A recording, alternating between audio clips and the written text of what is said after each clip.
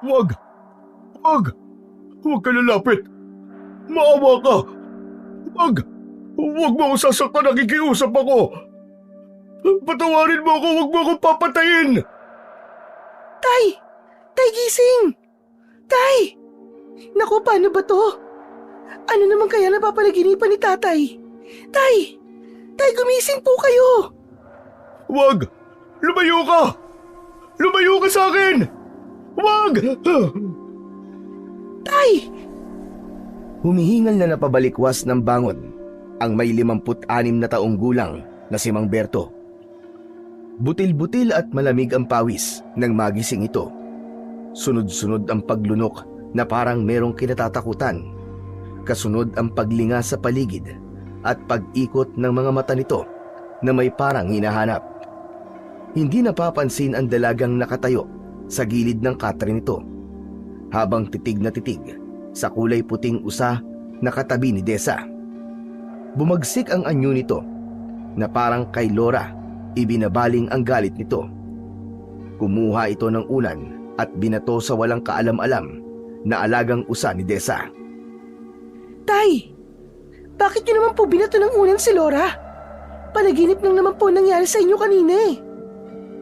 Umalis ka nga sa harapan ko! Ikuha mo ako na may inom na tubig. Laura ka dyan. Hindi naman tao yan para bigyan mo ng pangalan eh. Bilisan mo na nga. At baka ikaw pantamaan sa akin eh. Opo, Tay. Mabilis na umalis ang may 16 na taong gulang na si Desa sa harap ng kanyang ama, habang hinihingal pa rin ito na parabang nanggaling ito sa mahabang pagtakbo. Sinulyapan niya ang kanyang alagang usa, pero lumabas na rin ito sa kwarto ng matanda. Alam niyang nasaktan ang kanyang kaibigan, pero nagtsatsaga pa rin ito sa pagbabantay sa kanya.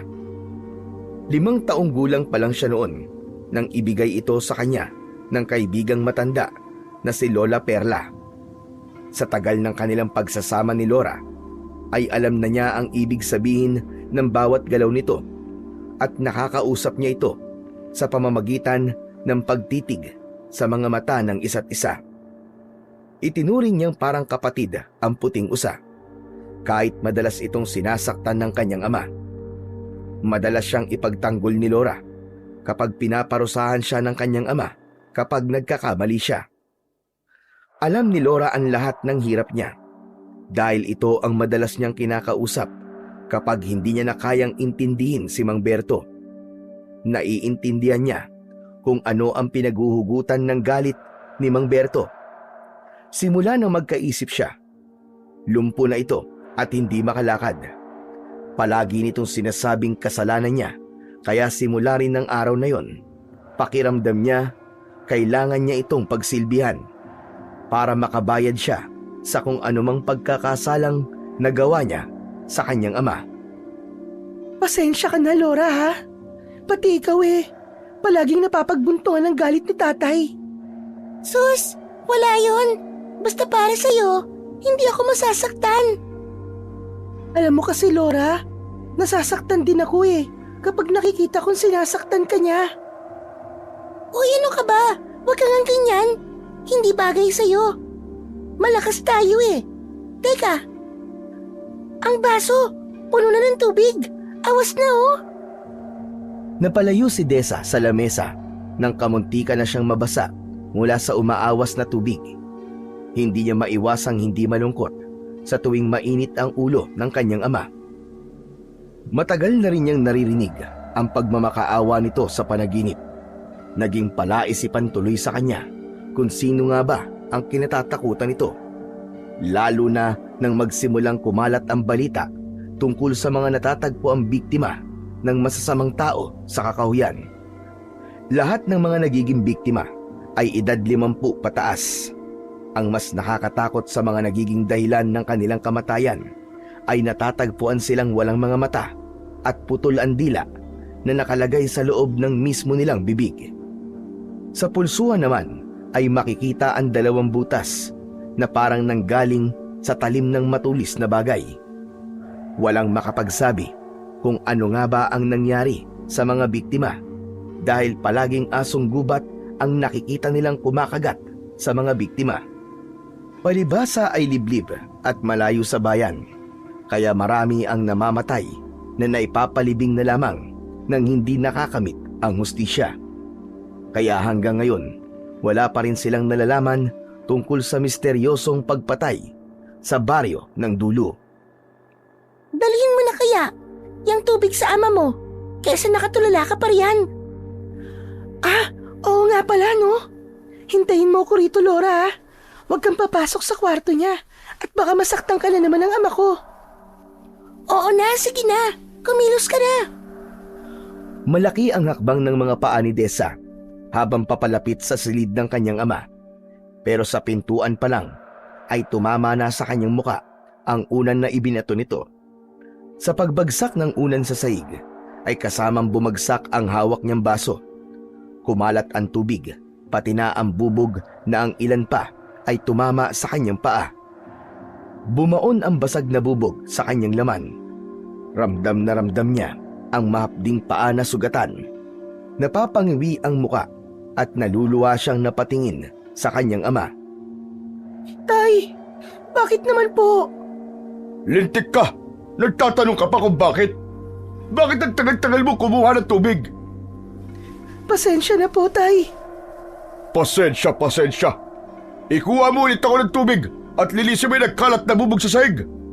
Ikaw talaga kahit kailan ka, inutil ka talagang utusan. Palibhasa, manang-mana ka sa ina mo. Bakit po ba sa tuwing nagkakamali ako palagi niyo na lamang pong dinadamay si nanay na matagal na pong patay? Patahimikin niyo na po siya.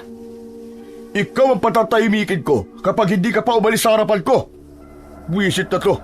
Yung tubig, ikuha mo ako. O baka gusto mong isubsub pa kita dyan sa sahig na may mga nagkalat na bubog. Inutil na nga ako dahil di na ako makalakad. Ikaw naman may paa at nakakalakad, mas inutil pa pala sa akin. Lintik talaga. Buwisit na buhay ito. Umalis si Jessa sa harapan ni Mang Berto habang wala itong tigil sa pagsasalita. Kahit ilang beses na niyang naririnig ang mga ganong salita, para pa rin yung kutsilyong bumabaon sa kanyang dibdib. Walang kasing sakit na parang unti-unti siyang nauupos na kandila. Saktong pagtalikod niya dito ang pagpatak din ng masaganang luha sa kanyang mga mata.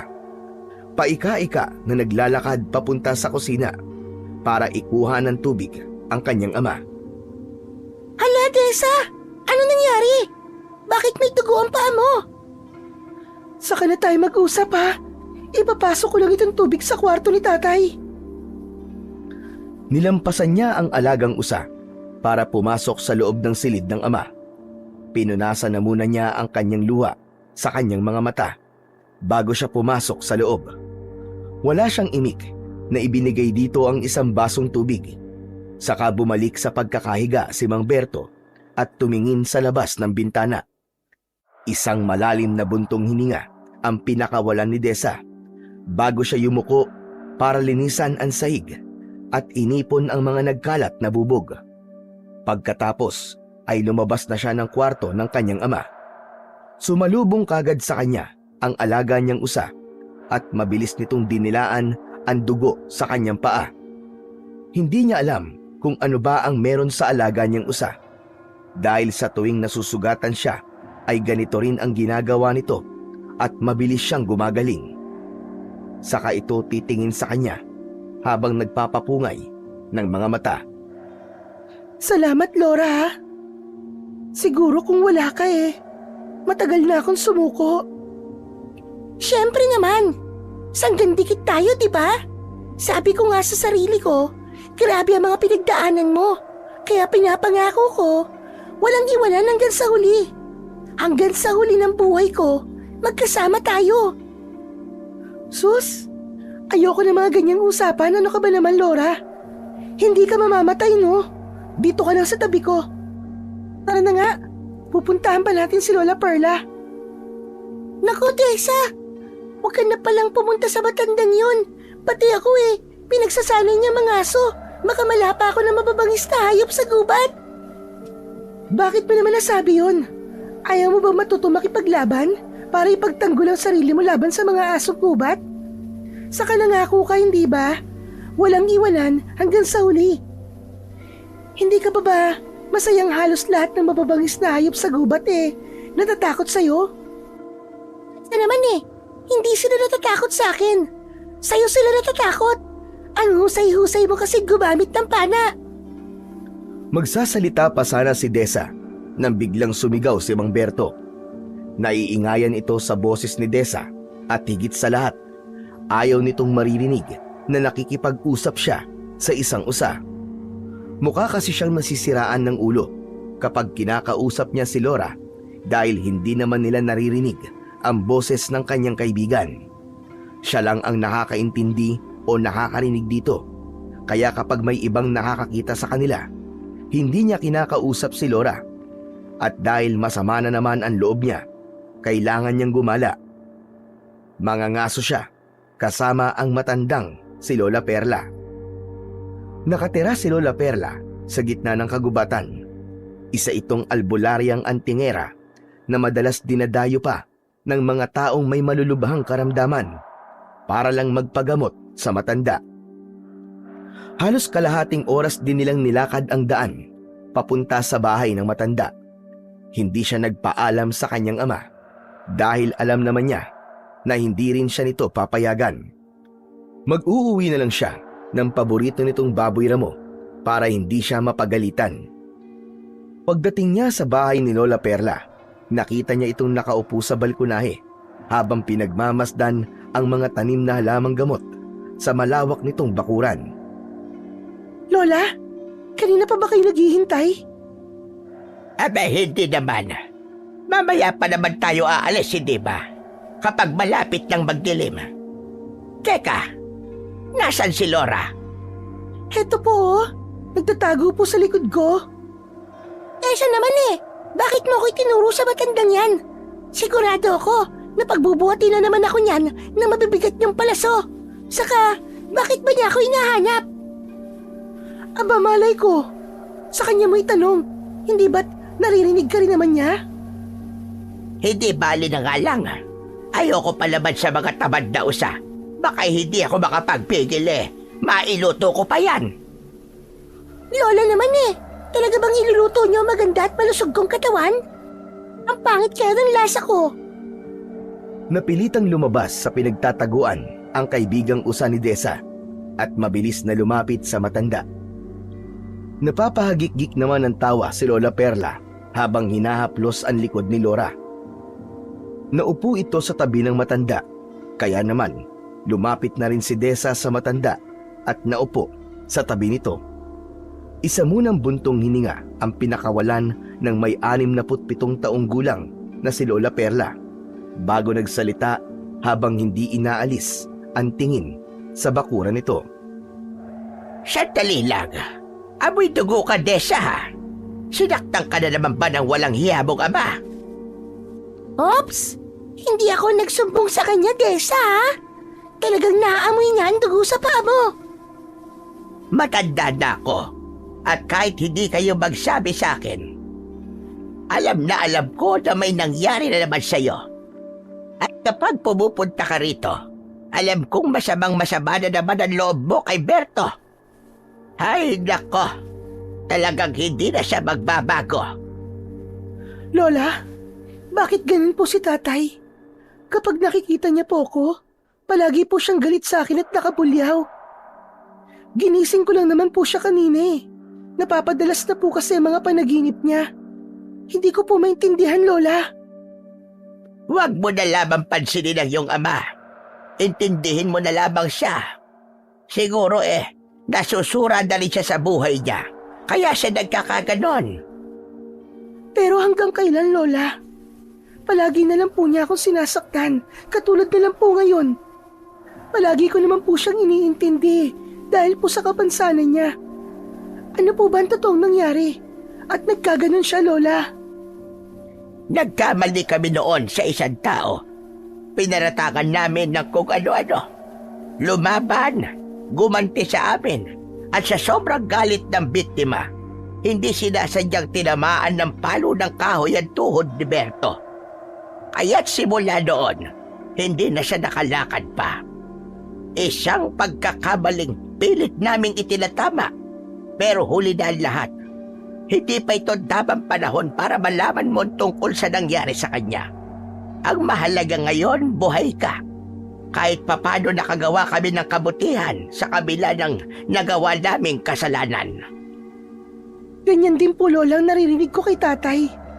Galit na galit siya sa taong gumawa sa kanya nun. At sa mga taong pagkatapos daw ng kanyang nagawa, ay tinalikuran daw siya at itinapon lang po na parang basura. Dahil daw sa akin, kaya daw po siya nalumpo. Kaya pakiramdam ko po, Lola, mayroon po ako nagawang pagkakamali sa kanya na dapat ko pong pagbayaran habang buhay. Ano ka ba, Desa? Wala kang kasalanan. Huwag kang mag-isip ng ganyan. Oo nga naman, Desa. Ilang beses ko ba't sasabihin sa'yo na wala kang kasalanan? Tumigil ka nga dyan, Laura. Usapang pagtao ito, hindi pang-usa. Ay, grabe siya. Ang sungit naman. Parang nagsasalita lang eh. Nagtampo ka naman kagad. Nagbibiro lang si Lola. Oo nga naman, Laura. Nagbibiro lamang ako. Lola, parang gusto ko nang sumuko. Pakiramdam ko tuloy. Ang sama-sama kong anak. Desa, iha. Saan mo ba hinuhugot ang kaisipang yan? Ang mahalaga, lumaki kang mabuting tao. Busila kang iyong puso at mapagmahal na anak. Pero paano po kung maging masama ko, Lola? May mga pagkakataon po na napapansin ko na parang naiiba po ako sa lahat. Hindi ko po may paliwanag ang nararamdaman ko sa tuwing nagagalit ako at nakakakita ng dugo. Bakit mo naman nasabi yan, iha? Kasi po, kapag nanguhuli po ako ng baboy ramo at mga bayawak sa gubat, para bang pakiramdam ko, bigla po ako nauuhaw. Talaga namang nauuhaw ka kapag napapagod eh. Ikaw lang ang nag-iisip ng ganyan, Desa. Pero Lola, bukod doon, bakit lahat ng tao sa baryong ito ay parang takot na takot po sa akin? Pati ang mga tao sa palengke, pinagtitinginan po nila ako sa tuwing dumadaan ako. Sinasabi nilang, anak daw ako ni Bertong traidor. Ano po ba talaga, Lola, ang totoo? Huwag mo na silang pansinin, Desa. Wala silang ambag sa buhay mo. Walang mali sa pagkatao mo. At hindi ka anak ng isang traidor. Ang mabuti pa mangaso na lamang tayo para malibang ka. Wag na po. Wag niyo na pong ilihis ang usapan, Lola. Alam ko naman po na hindi niyo rin sasagutin ang tanong ko. Sa ako mga ngaso naman tayo, mukhang di na po niyo kayang gumamit ng pana eh. Nakakatakot po magsama ng matanda na ang takbo'y parang lakad lang ng bata. Abat, nabuhong batang ito Patutunayan ko sa iyong may asim pa ang lola mo. Malakas pa ito sa kalabaw. Eh paano naman ako? Ayoko naman mag-isa sa bahay na to. Eh di sumama ka. Bantay ka namin sa mga aswang. Dahil sa naging biro ni Lola Perla kay Laura, ay pansamantalang nakalimutan ni Desa ang tungkol sa kanyang ama. Inihanda nila ang mga gagamitin para mangaso, lalo na ang pana. Kasama si Laura na ito pa ang nagdala ng basket na paglalagyan ng palaso ni Desa. Pagdating nila sa kagubatan, nagtago muna sila sa makapal na halamang gubat habang sinisipat ang umpukan ng mga baboy ramo na umiinom ng tubig sa tabing ilog. Lola, manood ka. Kung paano ko patamaan ang batik-batik na baboy ramo sa kanyang noo. O sige nga, nang makita ko kung gaano ka kahusay sa paggamit ng pana. Manood kayo, Lola. Siguradong pang-ulam na ito ni tatay. Bilisan mo na at baka babayay, baka wala pa yan. Teka, saan na nga ba si Laura? Sinipat ni Desa ang baboy ramo, saka hinila niya ang tali ng kanyang pana. Pinakawalan niya ang palaso sa ere at tumama yon sa noo ng batik-batik na baboy ramo.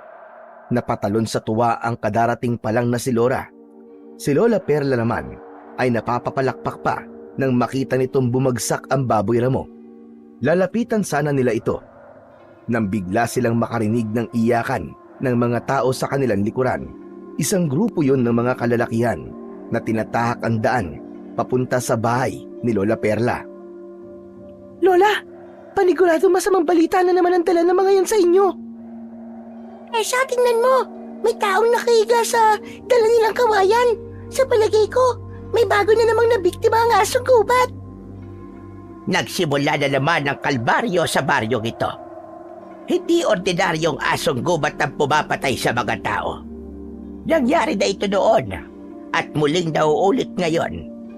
Tara na, umuwi na tayo at alamin natin kung ano nangyari sa dala nilang lalaki.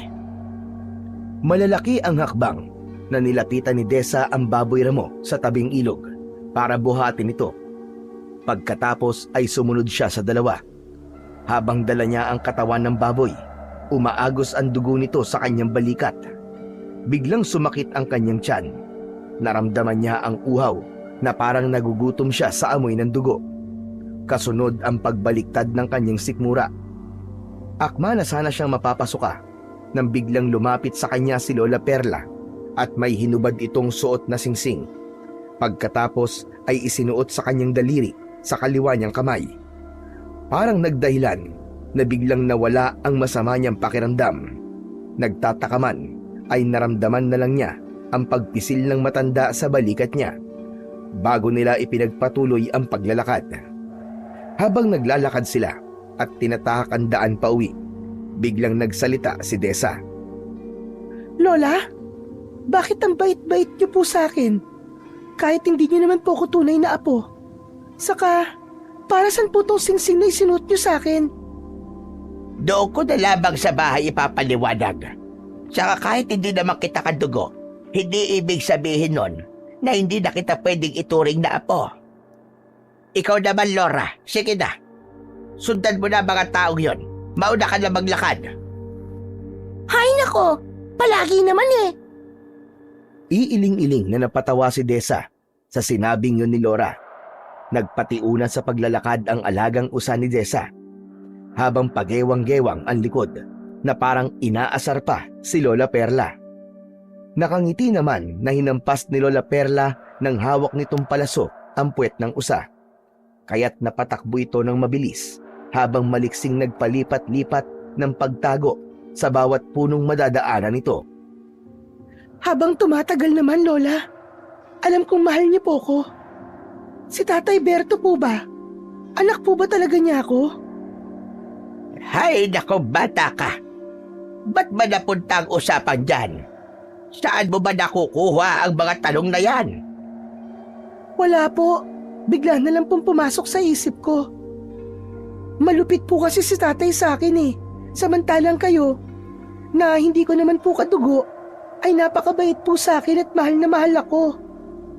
Hay nako, ako na nga magdadala ng baboy ramo kung ano-ano na kasi lumalabas sa bibig mo. Basta para sa akin, apo kita at mahal kita. Wala na akong ibang pamilya. Ikaw lang ang nag-iisa kong apo. Kaya kung ano man ang tumatakbo sa isip mo, ang may mabuti pang kalimutan mo na lang yan. Kahit po ba? Tama na, Desa. Hindi na natin ito pag-uusapan, hane. Bilisan mo maglakad para makauwi ka na sa inyo at mailuto na ang baboy na ito.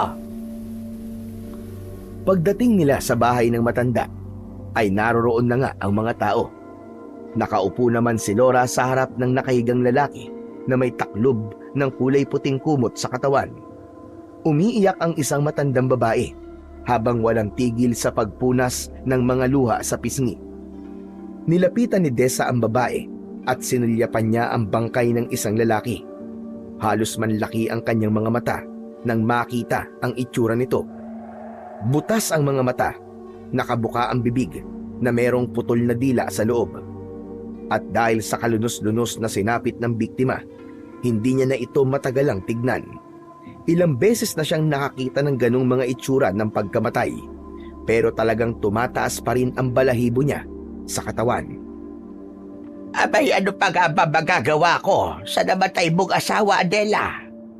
Hindi ko na siya magagamot. Bakit niyo pa dinala ang bangkay niya dito?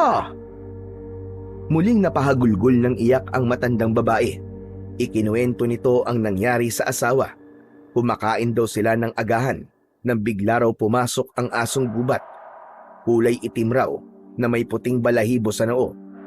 Bigla raw nitong kinagat sa pulsuhan ng asawa. Nung umalis daw ang asong gubat, ay bigla na lamang daw dinukot ng kanyang asawa ang sarili nitong mga mata at kinagat ang sariling dila. Sa harap pa raw ng mga anak nito. Ano yun, Lola? May ganun po bang epekto ang kagat ng isang asong gubat? Diyos ko, kung ganon, nagsisimula na namang maghasik ng lagim ang mga bandukot. Ha? Ano pong bandukot, Lola? Sila ang mga nilalang na may kakayahang mag-utos sa tao gamit ang kanilang kagat sa pulsuhan. Sinisip-sip nila ang dugo ng biktima para ito na mismo ang pumatay sa kanilang sarili. Kapag nakagat ka ng aswang na bandukot, kailangan maitali kagad ng mga kamay mo at pakagatin ka ng kahoy sa bibig para hindi mo masaktan ang iyong sarili. Tumatagal lang yon ng 10 minuto. Napataklob ng palad sa sariling bibig si Desa nang marinig niya ang mga sinabi ni Lola Perla. Si Lora naman ay napatingin sa biktimang nakahiga sa balkonahe ng matanda. Napuno ng takot ang mukha ng mga taong naroroon dahil hindi sila makapaniwalang bumalik na ulit ang pambibiktima ng mga aswang sa kanilang baryo. Nakakatakot naman po pala yun, Lola. Sino naman po kaya ang gagawa nun? Brutal po siyang pumapatay. Saka parang nawawala raw po sa sarili ang mga biktima. Pambihirang asong gubat yan. Dapat pala, mag-ingat kami ni Lora. Albularyo ang antingera kayo, Lola. Hindi po ba niyo kayang labanan ng aswang na yun? Dapat, mapigilan po sila sa pag-aasik nila ng lagim. Dahil hindi sila ordinaryong mga aswang, Desa, dumating na ang araw ng kinatatakutan ko. Ang unti-unting ubusin ng mga bandukot ang mga tao rito. At dahil wala nang magagawa pang tulong si Lola Perla sa biktima, binuhat na muli ng mga tao ang katawan ng lalaki pababa sa bayan. Nang mawala na ang mga ito sa kanilang harapan, ay saka muling ipinagpatuloy ng matanda ang pagkikwento tungkol sa mga aswang na bandukot. Wala pang nakakatalo sa mga bandukot. Pero kung may dugo kang bandukot, saka mo lang sila malalabanan gamit ang sarili mong kapangyarihan. Ang mabuti pa ay umuwi ka na nga, Desa. Ingatan mo ang singsing na yan. Kanina ko pa nga po gustong magtanong sa inyo kung para saan pong singsing na ito. Yan ay ang mutya ng usa. Isang pambihirang mutya na kayang magbigay sa iyo ng kapangyarihan at kakayahan ng bilis sa pagtakbo. Tataglayin mo rin ang katangian ng isang usa. Kasama sa mutyang yan ay ang kakayahang makipag-usap sa usa nang hindi mo na kailangan tumingin sa kanyang mga mata. Ay, bongga ka dyan, Desa. Biruin mo, hindi mo na ako kailangan titigan sa mga mata. Nakakasawa na rin kasi ang mukha mo kapag kinakausap mo ko Hala, totoo nga, Lola. Hindi ko po tinitignan si Lora Naririnig ko pa rin po ang boses niya. Talaga po palang isa kayong antingera. Teka, Lola, bakit niyo po ba ito binibigay sa akin? Dahil ikaw talaga ang totoong nagmamayari yan, Desa. Ingatan mo ang singsing na yan, lalo na ngayong nanganganib ang buhay mo. Huwag kang mag-alala dahil tutulungan ka ng iyong gabay mo tiya na si Lora. Teka po, hindi ko po maintindihan ang sinasabi niyo. Ano po bang gabay mo tiya ang sinasabi niyo, Lola? Saka bakit po ako nasa panganib? Si Lora ay matagal mo ng gabay dahil ikaw talaga ang may-ari ng singsing. Pag-aari ng iyong ina ang singsing na yan bago siya pinatay ng aswang. Hindi ito dapat sa akin maggaling. Pero apo, ito na ang araw na kinatatakutan naming lahat. Ang harapin ang mga nagawa naming kasalanan sa tao naghihiganti ngayon sa mga tao. Dahil marami kayong tinatago sa akin, Lola, hindi ko tuloy alam kung paniniwalaan ko pa ang mga sinasabi niyo sa akin. Bakit may naghihiganti? Hindi ko kayo maintindihan Lalo na sinasabi niyo tungkol kay Lora. Desa, patawarin mo ako kung hindi ko sa'yo sinabi ang totoo tungkol sa aking pagkatao. Huwag ka sana magagalit sa akin. Pero totoong nakakapagsalita ko dahil isa akong gabay na usa laban sa mga aswang na bandukot. Binabantayan kita dahil nanganganib ang buhay mo sa pinuno ng mga aswang. Maaaring gamitin ka niya laban sa iyong ama. Balang araw ay maitatama ko rin ang pagkakamaling nagawa namin doon. Ngayon nagsisimula na siya sa kanyang paghihiganti. Marami ang mananagot sa kanyang paniningil. Hindi naman po ako galit sa inyo, Lola eh. Nabigla lamang po ako. Masama man po magparatang pero nagsimula po kasi ang patayan sa baryong ito magmula po nang dumating ang pulubing si Tikbo. Ako lang po nagpangalan sa kanya kasi hindi siya nagsasalita. Tapos mukha din po siyang ermitanyo. Pero isa po siyang pulubing palaboy na palagi ko nakikitang nakikinig sa usapan ng mga tao. At kung nasa ng biktima, naroroon din po siya. Pulubi lamang siyang walang kinalaman sa mga nangyayari sa baryong ito. Kaya huwag kang magbibintang ng tao hanggat hindi mo napapatunayang may kinalaman nga siya. Minsan na kaming nagkamali noon. Huwag na sanang maulit ngayon. Tara na ka, at baka mapagalitan ka na naman ng tatay mo. Kailangan mo nang umuwi. Kailan po ba natuwa sa akin si tatay? Palagi naman po siyang galit sa akin eh. Kaya sanay na po ako. Sinamahan ni Lola Perla si Desa para umuwi sa kanilang bahay. Kasama si Lora na naunang naglakad papunta sa kanila. Pero napako ang paningin ng dalaga sa nakatayong matandang lalaki sa tapat ng tindahan ni Kakang Tereng. Tila naghihintay ito sa mga taong umiinom ng soft drinks habang hinahaplos-saplos ang mahaba nitong balbas. Lola, nakikita niyo po ba ang lalaking nasa tindahan ni Kakang Tereng? Kita niyo? Sinasaid ng lalaki ang mga tirang pagkain na naiwan ng mga bumibili. Pati po yung natirang soft drinks. Siya po yung sinasabi kong si Tikbo. Yung kinikwento ko po sa inyo kanina. Matagal ko nang nakikita ang lalaki yan dito sa ating lugar. Pero tahimik lang naman siya at hindi naman nananakit. Siya ba sinasabi mong Tikbo? Oo nga po. Madalas ko siya dala ng tinapay o di kaya tirang pagkain namin ni tatay. Marami po kasi mga pagkain pinupulot niya eh. Tama lang naman na maging mabuti ka sa tao. Kawawa kasi ang mga taong nasisiraan ng ulo. Malay mo, kung dahil sa mga pinagdaanan niya sa buhay kaya siya nagkaganyan. Wala naman ako nakikitang kakaiba sa kanya. Tara na nga at umalis na tayo. Madalas ko po nakikita si Tikbo sa tindahan at sa lumang kubo, sa sunog na bahay sa gitnang kakahuyan. Napatigil sa paghakbang si Lola Perla nang marinig nito ang huling sinabi ni Desa. Napasulyap ito sa gawin ng lalaki at nagtatakang napalipat ang tingin sa mukha ng dalaga. Nakita ni Desa ang pagbakas ng takot at pag-aalala sa mukha ng matanda pero hindi ito nagsalita. Sa halip ay ipinagpatuloy na lamang nito ang paglalakad. Hindi nila tuloy napansin na malapit nang dumilim ang paligid. Kaya nang makarating sila sa gitnang kakahuyan, ay naramdaman niya ang malamig na simoy ng hangin.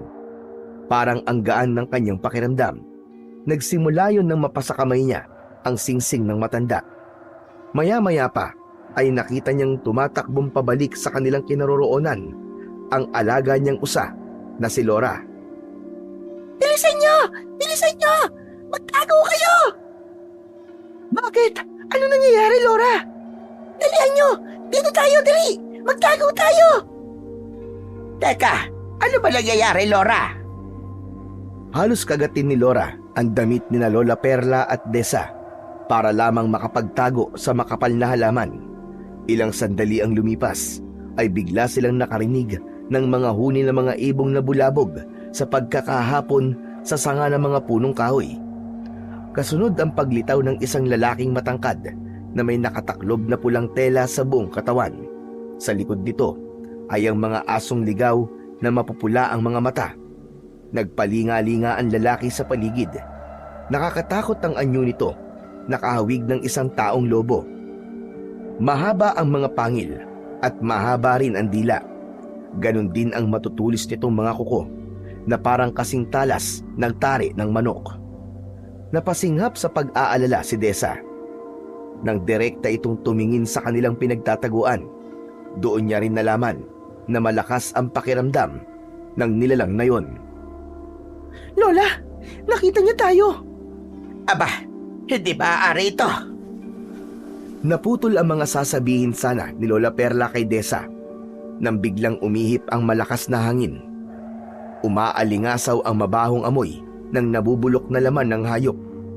Lumabas sa pinagtataguan sina Lola Perla at Desa. Kasunod ang biglang pagsasalita ng lalaking pinuno ng mga asong gubat. Bakas sa boses nito ang matinding galit. Hindi rin maitatago ang takot sa muka ni na Lora at Lola Perla. Habang nakatingin sa lalaking nakatayo sa kanilang harapan, kung hindi siya nagkakamali, ito ang pinuno ng mga aswang na bandukot. Sa wakas, nagkita rin tayo. Hindi ka na makakatakas sa akin, Perla. Isko, hindi ako maaaring magkamali. Pamilyar sa akin na ganitong pakiramdam. Pati ang kanyang boses. Rudy, ikaw ba yan? Ang dali mo naman yata makalimot, tanda. Huwag ka magpahalatang natatakot sa akin. Napag-aalata ka tuloy na may nagawa kang kasalanan. Kumusta? Ang tagal nating hindi nakita. 16 na taon na rin ang lumipas. Magmula na sinira niyo ang buhay ko. Lola, ano pong pinagsasabi niya? Bakit niya kayo kilala? Saka anong kasalanan niyo sa kanya? Tessa, tumakas na tayo. Hindi natin sila kayang labanan. Masyado sila marami. Baka patayin nila tayo. Bakit tayo aalis? Wala akong ginagawang kasalanan sa taong yan. Hindi natin iiwanan si Lola. Tama si Lora, Desa. Umalis na kayo rito at ako na ang bahala sa kanila. Nagbalik siya at kahit itago niya ang kanyang mukha, kilalang-kilala ko pa rin siya. Kung ganon, ikaw ang pumapatay sa mga taga rito, Rudy. Hindi pa rin kayo nagbabago, tanda. Mahilig pa rin kayong magbintang sa tao. Ang dapat sa inyo na mga sinungaling at maling magparatang ay putulan ng dila at alisan ang mga mata dahil puro kasalanan lang ang nakikita ninyo. Kung sa bagay, mamamatay na rin naman kayo. Ikakalat ko ang dugo nyo sa kagubatang ito kasama ang apo mo, Perla. Masyado na matagal ang paghihintay ko para lang maranasan nyo ang sakit na ginawa nyo sa mag-ina ko. Agad na nagpalit uli ng anyo si Mang Rudy at tinanggal ang tela na nakalagay sa kanyang ulo. Nagulat si Desa sa itsura ng lalaki dahil yun si Tikbo, ang pulubing madalas niyang tulungan. Nagpalipat-lipat ang kanyang tingin sa 2 taong nasa harapan niya.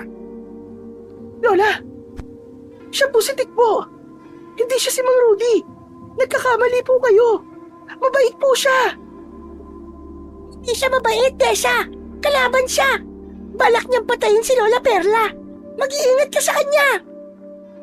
Hindi siya totoong pulubi, Desa. Dahil nagpapanggap lang siyang palaboy para makalapit sa iyo. Ito ang balak niya. Ang patayin ka sa harap ko. Siya nga pala ang anak ng hayop na Bertong yon. Humanda siya. Dahil matitikman niya ang sakit kung paanong mawalan ng isang anak. Lola, napapalibutan na po tayo ng mga asong gubat. Anong gagawin natin? Lumabad ka sa kanila, Apo. Gamitin mo ang pada. Hindi siya nagbibiro, Desa. Talagang papatayin niya tayo. Kahit na anong mangyari, wag na wag kang papakagat sa kanya. Biglang lumakas ang ihip ng hangin. Kasunod ang malakas na pag-alulong ni Mang Rudy. Nag-anyong aso uli ito na mas mabangis sa mga asong kasama nito. Patakbong lumundag ito pasugod sa kanilang kinatatayuan. Biglang lumiwanag ang suot na singsing ni Desa at itinutok niya ang pana sa mga alagad ni Mang Rudy. Agad siyang nagpakawala ng palaso sa unang asong papalapit sa kanilang kinaroroonan. Pero mas nagulat siya sa biglang pagbabago ng anyo ni Laura. Naging isang kulay puting aso ito na halos kasing taas na mga alagad na aso ni Mang Rudy. Dala ng matinding pagkabigla ay hindi niya kagad nahila ang tali ng pana. Niluksuhan na siya ng kulay itim na asong gubat. Nakaramdam ng kakaiba sa katawan si Desa. Nakita niyang biglang nagbago ang kanyang itsura. Naging isang kulay abong asong gubat siya na ang tingin sa mga kalaban ay parang maliliit na langgam. Hindi niya makontrol ang kanyang sarili kahit pigilan ang pagkain sa mga asong sumusugod sa kanya. Diyos ko, makinig ka po. Pigilan po ang galit mo. Huwag mong gawin yan. Kahit naririnig ni Desa ang mga sinasabi ni Lola Perla, mas nangibabaw ang pagkahalimaw niya. Idagdag pa ang pagkabigla niya sa mga nangyari. Pareho na sila ni Laura, isang mabangis at malaking asong gubat, nakangising nakaharap sa mga alagad ni Mang Rudy. Habang ang kanya-kanyang pagsigaw ay parang isang pag-angil ng asong galit. Lalo na nang lumapat sa kanyang bibig ang masarap na lasa ng sariwang dugo ng asong gubat. Bumagsak sa damuhan ang mga kalaban. Nagkikikisay ang katawan dahil sa sakit. Bawat pagkagat niya sa kalaban ay ipinaghahampasan pa niya sa lupa ang mga katawan ng mga ito. Bumubula ang bibig na parang nalalason. Pagkatapos ay umaalulong na parang humihingi ng tulong sa kanilang pinuno. Pumatak ang mga luha sa mata ni Desa habang nasa anyo pa rin siya ng aso. Hindi niya alam kung ano ang nangyayari sa kanya. Ano nangyayari sa akin? Bakit ako naging asong gubat? Hindi ito maaari. Sino ba talaga ako? Isa ba akong aswang? Dala ng pagkalito at pagwawala na may kasamang galit, muling nagbago ang anyo ni Desa. Naging isang normal na tao ulit na napaluhod sa damuhan habang nakasubsob ang muka sa sarili niyang palad. Iniisip niya baka gawa lang yun ng kanyang suot na singsing. Pero kahit na anong gawin niya, hindi pa rin niya maitatanggi ang katotohanang isa siyang aswang na bandukot. Isang halimaw na maaaring makapatay ng tao. Pinagmasdan niya ang kanyang palad na punong-puno ng dugo ng asong gubat. Hindi niya mapigilan ang kanyang sarili na hindi yun tikman. Aswang! Isang aswang ang anak ni Berto. Pero paanong? Hindi! Hindi ako aswang! Hindi! Muling sumugod si Desa dahil sa narinig niya mula kay Mang Rudy. Inatake niya ito gamit ang kanyang kamao. Pero nakialam na sina Laura at Lola Perla. Sila ang nakipaglaban kay Mang Rudy. Pilit na lumaban si Lola Perla sa lakas ng puwersa ng kalaban. Makailang ulit na bumagsak sa lupa ang matanda sa mga pag-atake ni Mang Rudy. Habang si Desa naman ay biglang nanigas ang katawan. Hindi siya makaalis sa kanyang kinatatayuan. Parang may malakas na puwersa ang bumabalot sa kanyang binti habang naglalaban pa rin si Mang Rudy at Lola Perla. Si Laura naman ang humarap sa mga asong gubat na handa ring magpakamatay para sa pinuno ng mga ito. Biglang nakawala si Desa sa pagkakagapos ng malakas na enerhiyang bumabalot sa kanyang katawan. Biglang bumilis ang pagkilos ni Desa. Epekto yun ng mutya ng usa sa kanya. Nilapitan niya si Mang Rudy at pinagsusuntok niya ito sa sikmura. Bumagsak ang lalaki sa lupa kasama ng iba pang mga hayop, pero mabilis din itong tumayo at umusal ng isang orasyon. Kagad namang kinontra yon ni Lola Perla. Kakaiba ang lakas ng dalagang yan. Mukhang pinaghandaan niyo ang pagbabalik ko. Talagang wala kayong balak na magbayad sa mga buhay na inutang niyo sa akin. Wala ka talagang laban sa mga taong pumapalig sa kabutihan. Ngayon, panoorin mo kung paano ko papaslangin ang mga alaga mong asong walang silbi. Kabutihan, wala kayo nun. Wala kayong karapatang sabihin na nasa panig kayo ng kabutihan. Baka kainin niyo lahat ng mga sinasabi niyo. Hindi ba, Perla? Siguro, puro kasinungalingan ang mga pinagsasabi niyo sa batang ito. Mahimik ka! Tama na, Satsat! Simulan na natin ang laban! Kunin mo itong pana ko, Desa. Patabaan mo sa leeg ang mga asong gubat, Apo! Sa hindi maipaliwanag na dahilan, kitang-kita ni Desa ang kanyang sarili na parang may malakas na liwanag na nanggagaling sa kanyang singsing na bumabalot sa buo niyang katawan, maging ang isang pambihirang maliwanag na usok na kusang nagturo sa kanya kung saan niya patatamaan ang mga kalaban. Habang si Laura naman ay bumalik na sa pagiging isang ordinaryong usa. Pinanood ng mga ito kung paano isa-isang patamaan ni Desa ang mga asong gubat na tumatakbo ng papalayo para tumakas. Bumagsak ang mga ito sa damuhan habang nagkikikisay ang katawan. Bumubula ang bibig na parang nalalason. Saktong itinutok ni Desa ang kanyang pana kay Mang Rudy na hindi niya mapigilan ang abnormal na pagkilos ng kanyang katawan.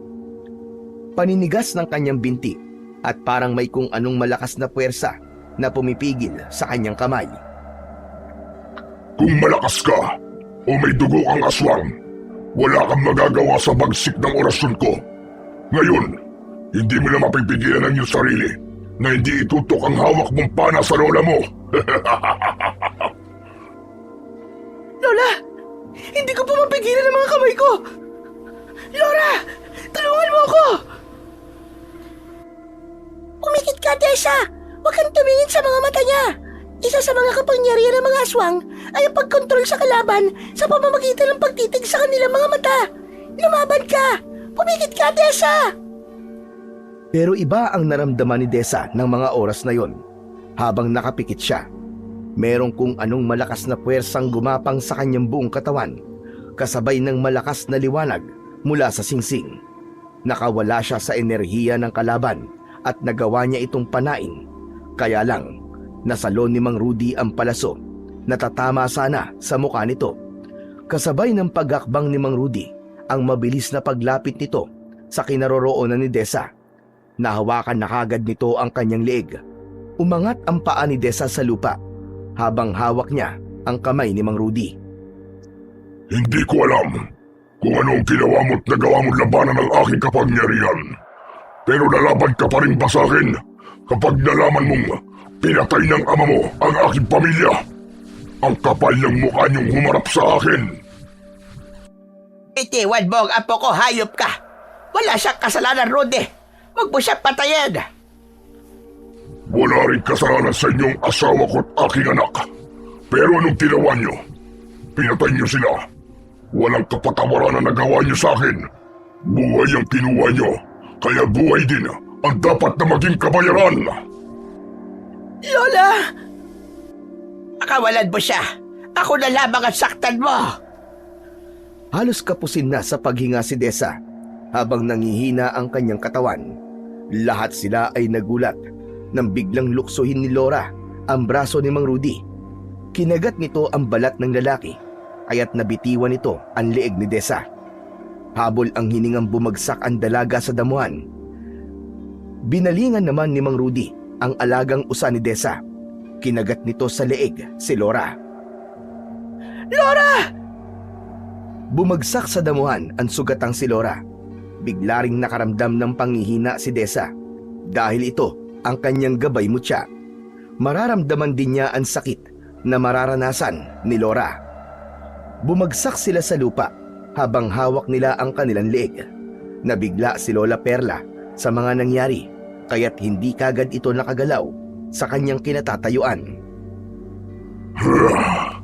Bago ako umalis, gusto ko lang malaman mo, Desa. Sobra ako nagpapasalamat sa ginawa mong pagtulong sa akin doon. Kaya pakakawalan mo na kita ngayon. Pero pag nagkita ulit tayo, papatayin kita. Katulad ng gagawin ko sa iyong ama. Naniningil lamang ako ng pautang. At ang nangyayari ngayon sa iyo ay isang patunay na kahit kailan, hindi naging totoo sa iyo ang pamilya mo. Isa kang aswang, pero hindi mo alam dahil sinungaling sila. Huwag ka maniniwala sa kanya, Desa. Sa akin ka lamang makinig.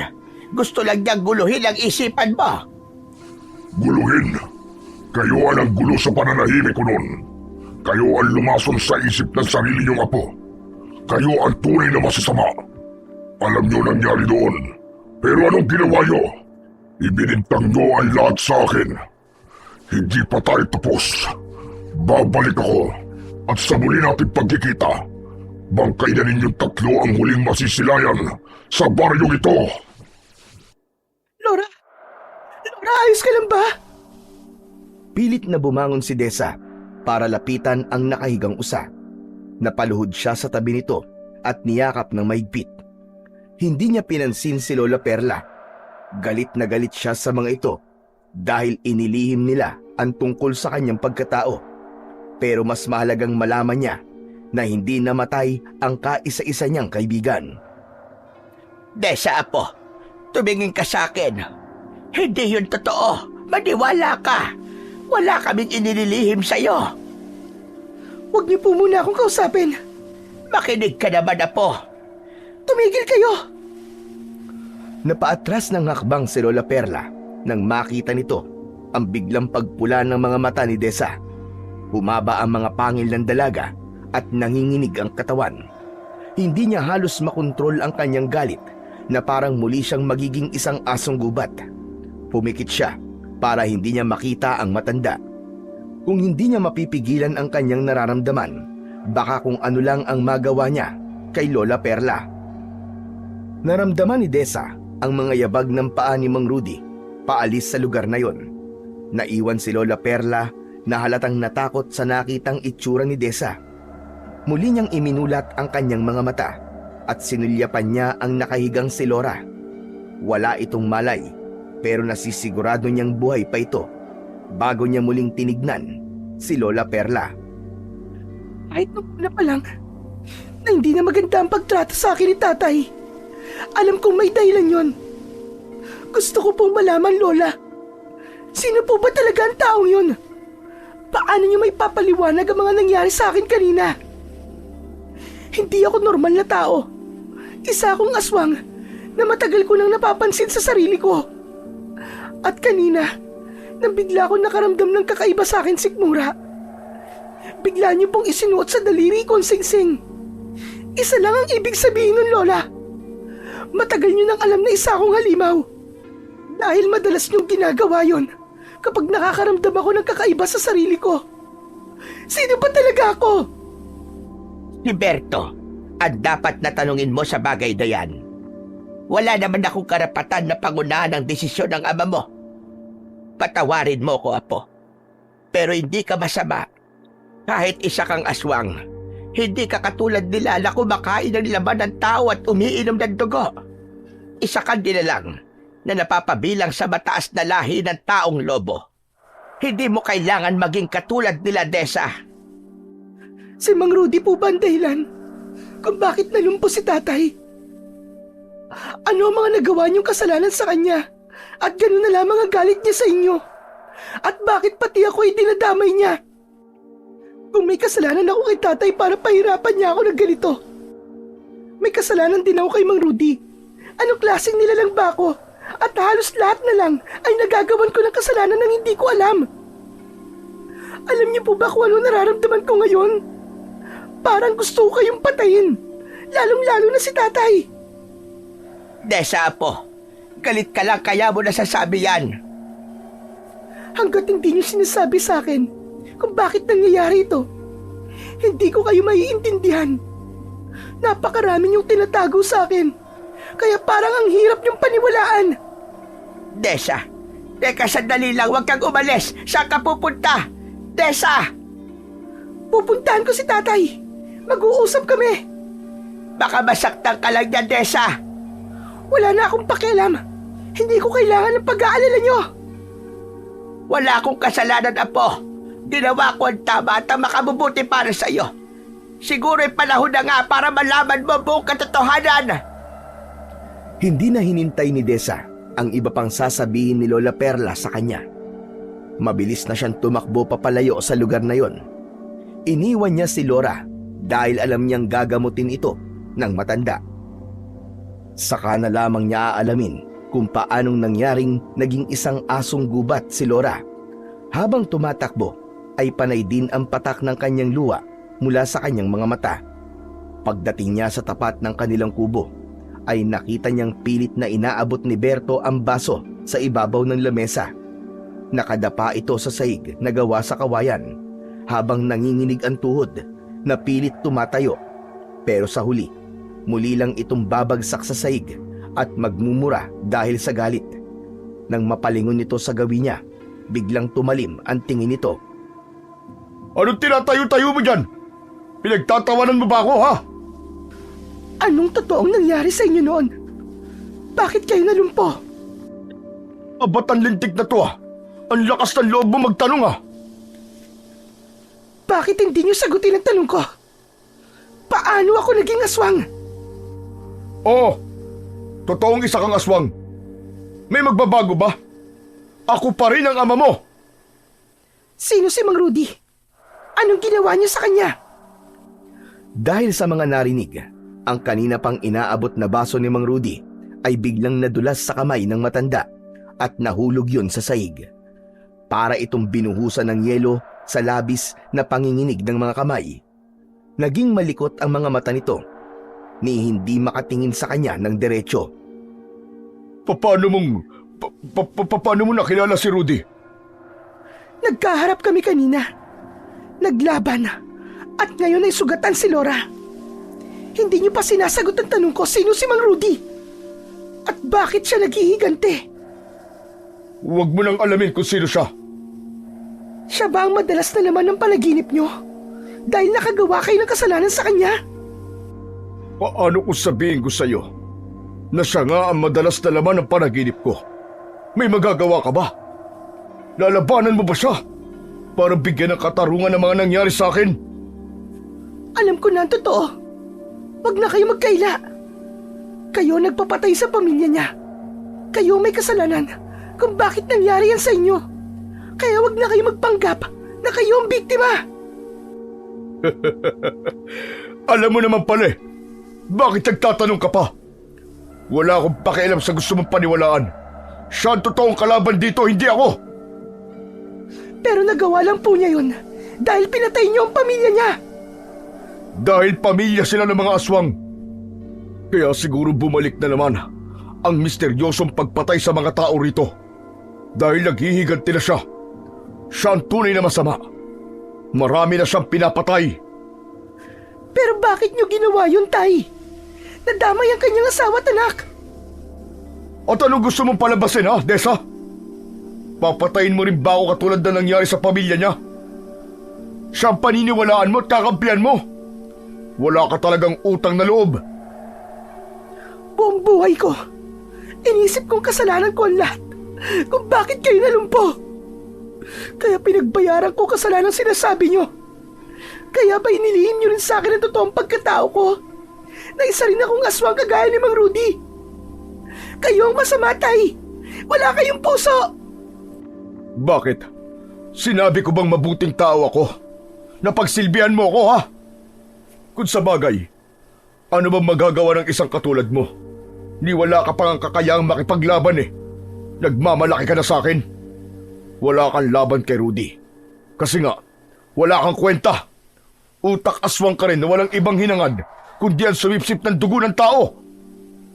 Sasagot pa sana si Desa sa kanyang ama nang marinig niya ang boses ng isang lalaki sa labas ng kanilang bahay. Nakatayo ito sa labas ng bakuran habang nasa likod nito ang mga alaga nitong asong gubat. Bumakas ang takot sa mga mata ni Mamberto nang makita nito ang galit na si Mang Rudy. Dito ka pala nagtatago, Berto. Totoo pala na nakabalik ka na, Rudy. Hindi naman ako umalis sa baryong ito. Ang isip ko lang ang umalis. Halos masiraan ako ng ulo sa ginawa niyo sa pamilya ko. Naging palaboy ako. At ngayon, nakabalik na ako sa katinuan. Ihanda mo ang sarili mo dahil papatayin na kita. Hindi! Hindi ako makapapayag na patayin mo ang ama ko. Makakaalis ka na. Dahil kung hindi ako magdadalawang isip na butasin ang ulo mo gamit ang panang ito. Nakakatakot ka naman. Isang paslit na uhugin at isang lumpo laban sa aking malakas na kapangyarihan. Muling umihip ang malakas na hangin at si Desa ay nanatiling nakayuko. Hindi niya sinalubong ng tingin ang lalaki. Yun lang ang mahirap na gagawin niya dahil hindi niya makikita kung saan niya ito patatamaan. Tumakas ka na! Umalis ka na sa lugar na to at hayaan mo na ako. Ako na ang bahalang lumaban sa kanila. Bilisan mo na, anak! Iligtas mo ang sarili mo! Tay, tinawag mo akong anak? Wala na tayong oras sa ganyan. Sige na, umalis ka na! Mag-iingat ka. Mapanganib ang taong yan. Halos ipagtulakan ni Mang Berto si Desa para umalis na sa lugar na yon. Hindi niya ito sinunod. Nanatili siyang nasa tabi ng kanyang ama. Kahit masama ang kanyang loob dito, hindi niya magagawang iwanan ito. Narinig nilang nasira ang dingding sa likod ng kanilang kusina. Nakita ng dalaga na nakapasok na ang mga asong gubat sa loob ng kanilang bahay.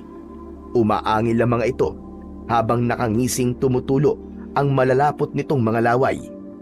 Labas din ang malalagari nitong mga ngipin habang dahan-dahang humahakbang papalapit sa kanilang kinaroroonan. Biglang inatake ng mga aso ang nakaupong si Mang Berto. Kinagat nito ang kanyang ama at pinaghampasan pa sa dingding ng kanilang bahay bago ito nawalan ng malay. Dala ng matinding galit, inasinta niya ng palaso ang dibdib ng mga asong gubat na nanakit sa kanyang ama. Sige! Tapusin na ninyo ang magamang yan! Wag! Huwag kayong lalapit! Kung hindi ako magdadalawang isip na butasin ang mga ulo nyo ng aking palaso! Hindi pinansin ng mga asong gubat ang pagbabantang yun ni Desa. Kagad na lumukso ang kulay itim na aso sa kanyang kinatatayuan. Umatake ito ng kagat sa kanya, pero naiharang niya agad ang palaso sa bibig ng umaangil na asong gubat. Hinampas niya ito ng kanyang pana sa muka. Hindi na nga napigilan pa ni Desa ang kanyang sarili. Bigla niyang naramdaman ang pagbabago ng kanyang itsura. Naging isang mabangis na asong gubat na rin ang dalaga at nakipagpambuno sa mga asong nanakit sa kanyang ama. Lahat ng tamaan ng kanyang pangil ay bumabagsak sa sahig habang nagkikikisay na parang nakukuryente. Pagkatapos ay kakagating niya sa leeg at ihahagis niya sa kinatatayuan ng nag-aabang na si Mang Rudy. Talagang hinahamon mo ako! Hindi inaasahan ni Desa na biglang mag-aanyong asong gubat si Mang Rudy. Kulay itim ang balahibo nito habang umaangil na parang asong lobo. Nakangising tumutulo ang malapot nitong laway. Mapupula ang mga matang nakatingin sa mga nagkalat na alagad nito sa lupa. Bumundol ang kaba sa dibdib ni Desa nang makita ang pangil ng kalaban na handa na sanang ikagat sa kanya para umatake. Pero nagulat siya sa pagdating ni Lola Perla kasama si Lora.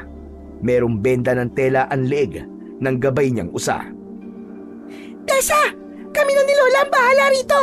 Itakas mo na si Mang Berto! Bilisan mo! Hindi kayo aalis. Tamang-tama. Papatayin ko na kayo ng sabay-sabay. Laura! Kayo ni Lola ang umalis dito! Itakas niyo sa tatay! Bilisan niyo! Hindi kita iiwan, Desa. Kung hindi ka aalis, pareho tayo mamamatay dito. Tama na, Satsat. Simulan na natin ang laban. Hindi na nga nagpaawat ang bawat kampo. Agad silang nagharap sa loob ng bakuran ng bahay ni Mang Berto. Si Desa ang unang sumugod kay Mang Rudy, pero nagkamali siya. Tumalsik ang suot niyang singsing sa lupa. Sakto yon ng pagtama ng kuko nito sa dibdib ni Desa. Mabilis na nagbalik ang anyo ni Desa. Bumagsak siya sa damuhan habang ramdam na ramdam niya ang masakit na sugat sa kanyang dibdib. Masyado mo minaliit ang aking kakayahan. Alam mo bang, habang sinusunog ng ama mo ang bahay ng pamilya ko, ay para na ako mababaliw sa sobrang galit. Gagawin ko rin ito sa'yo, sa harapan mismo ng lumpo mong ama. Siguro naman, magpapaalam ka na ngayon sa iyong mahal na ama. Ipapakita ko sa kanya kung paano kitang papatayin dahil gusto kong maramdaman niya kung gaano kasakit ang makitang unti-unti kitang sinusunog sa harapan niya. Pero bago yun, itutusok ko muna itong palaso sa mga hita mo para ramdam na ramdam mo ang sakit. Hindi ka magtatagumpay. Siguro, may dahilan kung bakit pinatay ang pamilya mo. Dahil masama ka nila lang. Mas maganda kung ikaw na lang kaya ang sumaksak sa iyong ama at pagkatapos ay sa sarili mo. Ano kaya mas maganda? Hindi ba't ganun ang ginagawa ng sinasabi mong masamang nilalang? Bakit hindi ka tumingin sa mga mata ko para malaman mo kung ano ang kaya kong gawin sa inyo? Hindi mo magagamit ang orasyon mo sa akin. Kahit wala mo siya sa daliri ko. Kapag nakatayo ako rito, ako mismo ang papatay sa'yo. Sige nga, subukan nga natin. Bumangon si Desa para labanan ang nakatayong si Mang Rudy. Binigwasan niya ito kagad ng suntok sa muka, ni hindi nito ininda ang kanyang kamao. Walang lakas ang kanyang katawan para pabagsakin ito. Dahil sa nawala ang kanyang mutya, tinulungan siya ni Laura nang bigla nitong nilukso si Mang Rudy. Sinalubong naman ito ng kagat sa leeg si Laura. Bumagsak sa damuhan ang kanyang gabay mutya. Bago bumaling sa kanya si Mang Rudy at gumanti ng suntok sa kanyang sikmura, pasadsad siyang bumagsak sa lupa. Mabilis naman na tumayo si Desa para makipagtitigan kay Mang Rudy. Bigla niya itong natalo at hindi na ito makagalaw sa kinatatayuan. Hindi ko mapigilan ang sarili ko. Ano nangyayari sa akin? Sino ka bang bata ka? Anong klaseng orasyon ang ginamit mo sa akin? Nagkakamali ka. Wala akong ginamit na orasyon sa'yo. Nilabanan ko lang ang lakas ng kapangyarihan mo. Kung kauri kita, may kakayahan din ako ng katulad na sa'yo. Hindi to maaari! Akma na sana niyang lalapitan si Mang Rudy para sana saksakin gamit ang kanyang palaso. Pero humarang si Lola Perla at bigla siya nitong pinigilan. Wag Desa. Wag kang papatay. Hindi mo kailangan maging masamang aswang. Parang natauhan si Desa sa mga sinabi ni Lola Perla. Dahil sa paggamit niya ng lakas ay bigla siyang nanghina. Napaupo si Desa sa damuhan. Nanginginig ang kanyang tuhod na napahawak siya sa kamay ni Lola Perla. Muli niyang sinulyapan si Mang Rudy. Baka sa mukha nito ang pagtataka nang maramdaman nito ang pagkawala ng malakas na enerhiyang nanggagaling kay Desa. Umalis ka na rito, Rudy. Itigil mo na ang kalokohan mo tungkol sa paghihigante. Sumagot naman kagad si Mang Rudy na noon ay nagbalik na sa anyong tao. Sino ang babaeng yan? Anak ba talaga siya ni Berto? Makakaalis ka na at wag ka na babalik dito. Babalik pa rin ako at gagawin ko kay Berto kung ano ginawa niya sa akin. Kasama ng mga alagad ni Mang Rudy ay umalis na ito sa harapan nila. Naglaho ang mga ito sa madilim na bahagi ng kakahuyan. Hindi naman alam ni Desa kung ano ang ibig sabihin ng nararamdaman niya ng mga sandaling yon. Magagawa na sana niyang mapatay si Mang Rudy, pero hindi niya magawa. Para bang tumututol ang isip niya na patayin ito. Parang nararamdaman ng puso niya na hindi masamang tao si Mang Rudy. Lumapit sa kanya si Laura at nakita niyang nasa bibig nito ang singsing.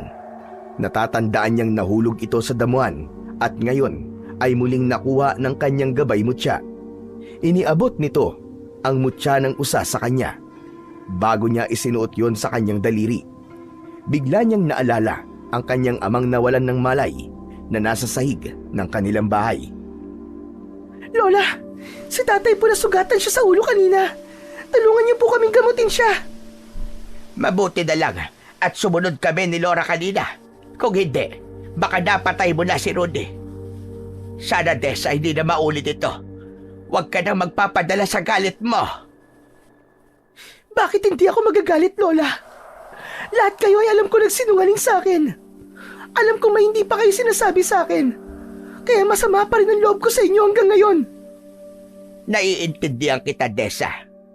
Pasensya ka na. Sige, titignan ko ang tatay mo kung gaano kalala ang sugat niya. Ayos ka lang ba, Desa? Oo, pasensya ka na, Laura. Hindi kita naligtas kanina. Pero mabuti na lang, hindi ka lubhang nasugatan. Hindi ko nga alam kung bakit hindi niya ako sinaktan eh. Alam mo, parang ang hirap paniwalaan na siya ang aswang na pumapatay. Dahil sa mga narinig ni Desa sa kaibigan niya, ay hindi niya tuloy maiwasan ang hindi rin magtaka. Napasulyap na lamang siya sa papalayong matanda. Naunang pumasok si Lola Perla sa loob ng bahay ni Mang Berto bago sumunod ang dalaga dito. Nadatnan ni Desa na inaalalayan na ng matanda na umupo ang kanyang ama sa bangkong gawa sa tabla ng kahoy. Mabilis siyang kumuha ng tubig para painumin si Mang Berto, pero tinabig nito ang iniaabot niyang baso at nahulog yun sa sahig na tumama naman sa paanan ni Laura. Hindi ko kailangan yan. Dismayado ko sa kapabayaan mo. Nasa harap mo na. Pinakawalan mo pa. Inutil ka talaga. Tumigil ka, Berto. Kumilos kang ama niya. Tayo may kasalanan sa taong yon. Pero kung umasta ka, ay akala mo ikaw ang biktima. Hindi siya magkakaganon kung hindi ka gumawa ng kwento tungkol sa kanyang pamilya. Ngayong sinisingil na tayo sa mga nagawa nating kasalanan sa kanya. Bakit hindi na lang tayo humingi ng tawad? Tawad? Kahit na kailan. Hindi ako hihingi ng tawad sa kanya. Talagang siya ang dahilan sa sunod-sunod na pagpatay sa mga kababaryo natin. Hindi ko po alam kung bakit galit na galit kayo kay Mang Rudy. Hindi ko na kayo naiintindihan. Wala akong pakialam kung hindi mo ako naiintindihan. Wala kang alam sa mga pinagdadaanan ko at wala ka rin pakialam kung galit na galit ako sa kanya. Hindi ko na kailangan pang magpaliwanag. Nakita mo naman na isa siyang aswang at wala siyang karapatang mabuhay. Ang dapat sa kanya ay mamatay. Sa palagay ko po, Lola, hindi na po ako kailangan dito. Papasok na muna ako sa kwarto ko. Para po kasing bigla ko nang hina sa mga narinig ko. Sasama ako sa'yo, Desa. Nauna nang pumasok sa loob ng kanyang silid si Laura. Sa kanya isinarado ang pinto ng kanyang kwarto at naupo sa kanyang katre. Hindi niya alam kung bakit ganun kasama ang ugali ng kanyang ama. Imbis na magalit si Desa kay Mang Rudy, parang nararamdaman pa niya na naaawa siya sa matanda. Siguro ay nasaktan ito sa pagkawala ng asawa at anak nito. Kaya hindi ito matahimik na hindi makaganti sa kanyang ama. Hindi na malaya ni Desa na nakatulog na pala siya katabi si Laura. Kinabukasan, masasakit ang kanyang katawan na para bang tinatamad siyang bumangon. Kung hindi lang sa mga taong nagkakagulo sa labas ng kanilang bakuran, ay hindi pa siya tatayo para makinig sa mga tao sa labas. May nakita raw ang mga ito na asong gubat na madalas daw nang bibiktima ng mga tao. Kasama si Aling Adela na pinatunayang nakita raw nito ang aso na pumasok sa bahay ni Mang Berto. Sumilip muna si Desa sa siwang ng kanyang pinto. Nakita niyang ang nakikipag-usap sa mga ito ay si Lola Perla. Narinig din niya na kulay itim raw na aso na may puting guwit sa noo ang nakita nitong pumatay sa biktima kanina raw na madaling araw. Grabe! Alam mo bang dalawa na kagad ang nabiktima ng aswang kaninang madaling araw, Desa? Ang ipinagtataka ko lang, magkaiba ang itsura ng pumapatay sa anyo ni Mang Rudy kapag nagiging aswang siya. Anong ibig mong sabihin, Laura? Ang naaalala ko kasi, ayon sa mga nakakita sa aswang na pumapatay sa mga tao, meron daw kulay puting balahibo sa noo ang asong gubat na pumapatay. Pero nakita mo naman, di ba? Purong kulay itim lang ang kulay sa balahibo ni Mang Rudy kapag nagpapalit ito ng anyo. Lalong hindi naman ikaw yun dahil kulay abo ka. Sino kaya ang asong gubat na tinutukoy nila? Hindi kaya... Pareho ba tayo nang iniisip, Laura? Napalagay ko, hindi si Mang Rudy ang totoong pumapatay sa mga tao. Paano kung sinisiraan lang si Mang Rudy? At ganun din na nangyari sa kanya noon. Nang gabi raw na sinunog ang bahay ni Mang Rudy. Bakit? May nalalaman ka ba sa totoong nangyari noon? 16 na taon na nakakalipas? Tamang-tama, at tayong dalawa lang nandito. Narinig ko lang naman ito doon sa babaeng si Aling Adela. Ang namatay raw niyang asawa ang nagkwento sa kanya. Kasi, bago raw namatay ang asawa niya, ay meron daw itong ipinagtapat na lihim kay Aling Adela. Ano raw ang nangyari? Si Lola Perla at Mang Berto pala ang nanguna sa taong bayan para sunugin ang bahay ng pamilya ni Mang Rudy. Kung saan ay nagkataon naman, nakasisilang lang ng asawa ni Mang Rudy na si Aling Leti ng sanggol. Kawawa nga eh. Talagang nasiraan daw ng ulo si Mang Rudy nang masaksihan daw nito ang unti-unting pagkasunog ng bahay nila. Kahit ako, naramdaman ko rin ang bigat. Kaya may pinaghuhugutan talaga ng galit si Mang Rudy. Hindi na malaya ni Desa na tumutulo na pala ang luha niya sa kanyang mga mata. Pagkatapos niyang marinig ang mga sinabi ni Laura, parang naglaho ang galit niya kay Mang Rudy. Napalitan yun ng awa para sa nangyari sa pamilya nito. Kung sa kanya rin nangyari yun, baka ito rin ang ginawa niya, ang patayin ang mga taong pumatay sa pamilya niya.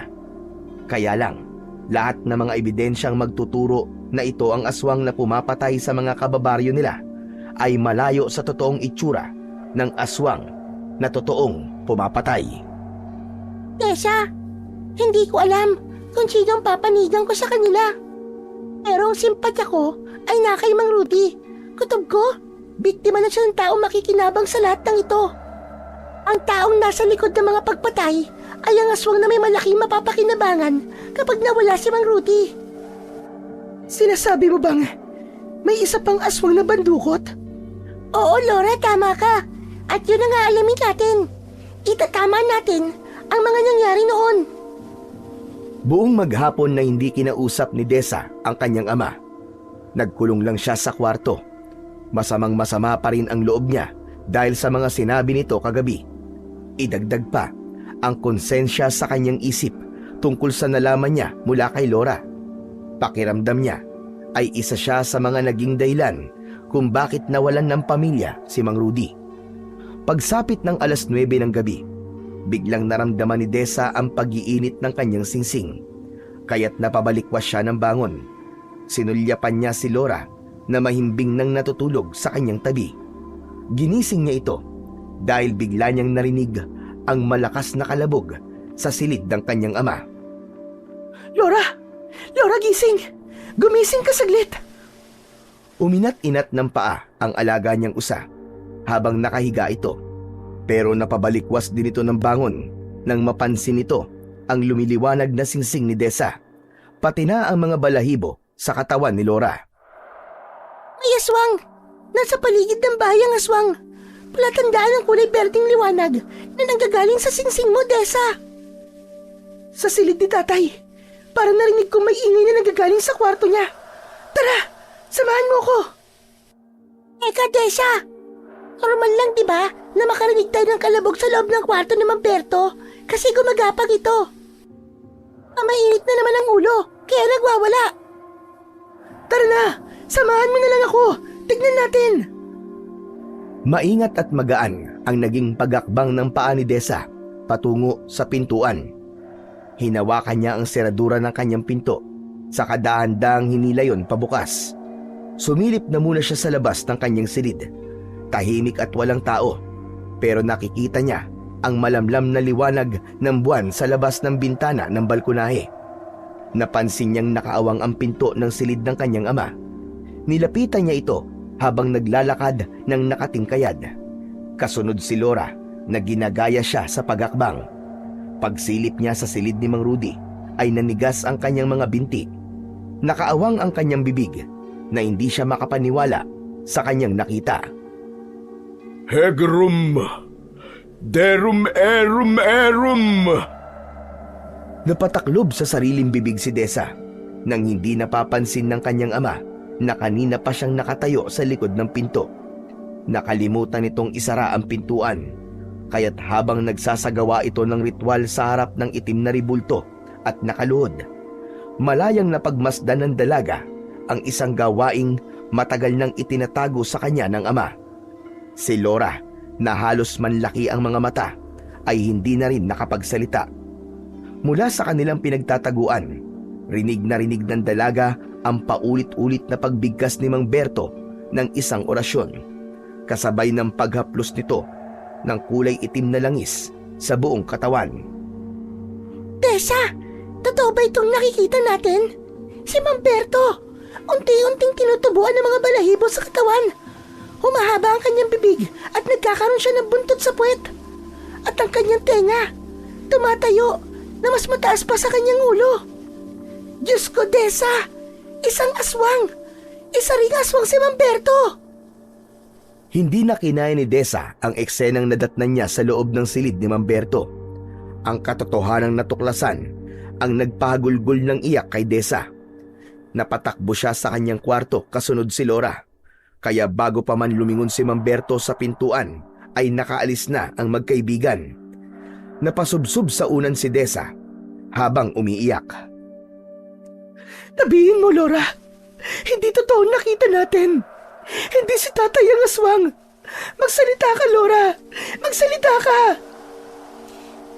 Pasensya ka na, Tessa.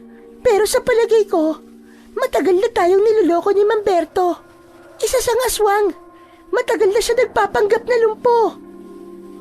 Mas lalong lumakas ang hagulgol ng iyak ni Desa dahil sa narinig niya mula sa kaibigang usa. Nakita rin ng dalawa niyang mga mata ang itsura ni Mamberto kapag nasaan yung aso ito. Si Mamberto ang totoong pumapatay sa mga kababaryo natin dahil siya ang asong gubat na nakita ni Aling Adela. Pero nakapagtataka, bakit ibinibintang niya kay Mang Rudy? Ano kayang dahilan niya? Ewan ko, Laura. Naguguluhan ako. Narinig ng magkaibigan ang pagsara at pagbukas ng pintuan sa balkonahe, kaya't bigla silang nagkatinginan ni Laura. Susundan natin siya, Laura. Gusto kong makita ng dalawa kong mga mata ang gagawin niya ngayong gabi. Kailangan mailigtas natin ang magiging sunod niyang biktima. Pero mapanganib, Desa. Paano kung pagkaharap kayong dalawa, masasaktan niyo ang isa't isa? Kahit ama ko pa siya, Laura. Hindi ko palalampasin ang ginawa niya. Pipigilan ko siya. Pero paano si Lola Perla? Hindi ba natin sasabihin sa kanya? Hindi muna. Hanggat hindi pa ako sigurado. Tara na, Laura. Dito tayo dumaan sa bintana. Sa tulong ng mutya ng usa, matutulungan mo kung mahanap kung saan siya pupunta. Maingat na tumalon ang magkaibigan sa bintana. Sa tulong ng liwanag ng singsing at matalas na pang-amoy ni Laura, nasundan nila ang asong gubat. Mabilis itong tumakbo na para bang alam na alam nito kung saan ito pupunta. Teka, daan ito papunta sa bahay ni Lola Perla. Ano gagawin niya sa bahay ng matanda? Sundan na lang muna natin. Nakahanda ka ba sa maaari mo matuklasan ngayon, Desa? Oo, panahon na para ilantad ang kasamaan ni tatay.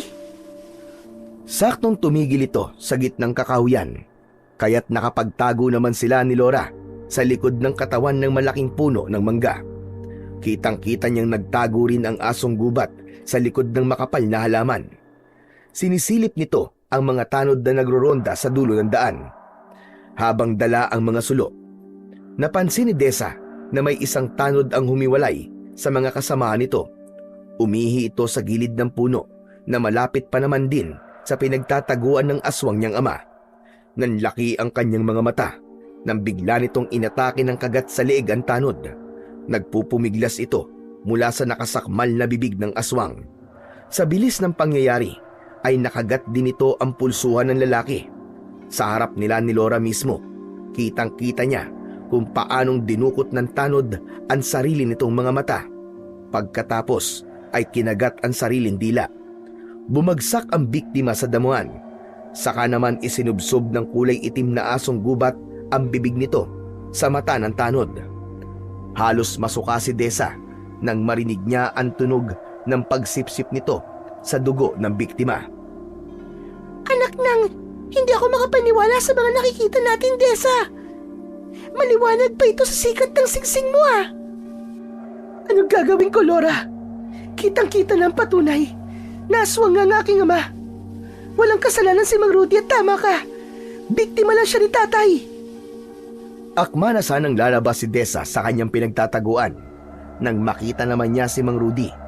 Bagong dating ito kasama ang mga alagad nito. Pinalibutan ng mga asong gubat si Mang Berto. Ako, lagot na! Hindi ito maaari. Dumating si Mang Rudy at sa palagay ko, nakita niya rin ang ginawa ng iyong ama. Malaking gulo to panigurado. Kapag nagkataon, isa sa kanilang dalawa ang mamamatay. Kailangan kong kumilos, Laura, bago nila patayin si tatay. Ano? Pagkatapos ng mga natuklasan natin, kakampi ka pa rin sa ama mo, Desa? Alam mo, masahol pa sa halimaw ang ginawa ng iyong ama. Hindi ka ba nag-iisip? Nahihirapan ako, Laura. Anong gagawin ko? Muling sinulya pa ni Desa ang kinaroroonan ng kanyang ama. Sa pagkakataong yun, hindi na isang asong gubat si Mang Berto. Isa na itong normal na tao at nakatayo sa sarili nitong mga paa. Palabas lang nito ang pagiging lumpo upang hindi ito paghinalaan ng mga tao na ito ang aswang na pumapatay.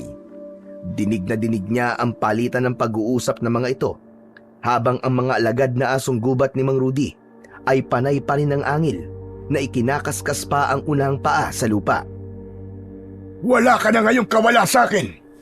16 na taon. Akala ko, isa kang lumpong hayop ka. Bakit? Nagulat ka ba? Aminin mo na mas malakas ako sa'yo. Talo kita sa lahat ng bagay. Pero hindi sa puso ni Letty na pinatay mo. Dahil hindi ikaw ang pinili niya. At napakasama pa ng ginawa mo. Pinaratangan mo siyang aswang na pumapatay sa mga tao rito. Iyon pala, ikaw ang totoong pumapatay. Ngayong alam mo na. Tama na ang satsat. Simulan na natin ang laban nang magkasubukan na tayo kung sino ang totoong mas malakas. Kaagad na nagsalubungan ang dalawang lalaki. Sa gitna ng mga umaalulong na mga aso na puno ng ingay ang bawat pagpapalitan ng suntok ng dalawa. Sukatan ng lakas ni walang gustong magpatalo hanggang sa nagbago ang anyo ng mga ito. Parang mga ordinaryong aso na nag-aaway sa nag-iisang babae. Palitan ng pagkagat sa katawan, maging sa pagbagsak sa lupa. Hindi gusto ni Desa na masaktan ng kanyang ama, kaya't sa pagsugod niya sa mga alagad ni Mang Rudy ay natigilan ang mga ito. Nang isa-isang atakihin ni Desa ng kagat ang mga aso. Si Laura naman ay nag-anyong asong gubat na rin at agad na sumugod sa mga kalaban. Sige Desa, patayin mo na siya! Hindi ako susunod sa utos mo. Halimaw ka. Nakita ko ang ginawa niyo. Kung ganun, papatayin mo ako. Talaga palang wala kang utang na loob. Manang-mana ka sa ina mo. Oo, nagmana ako sa nanay ko.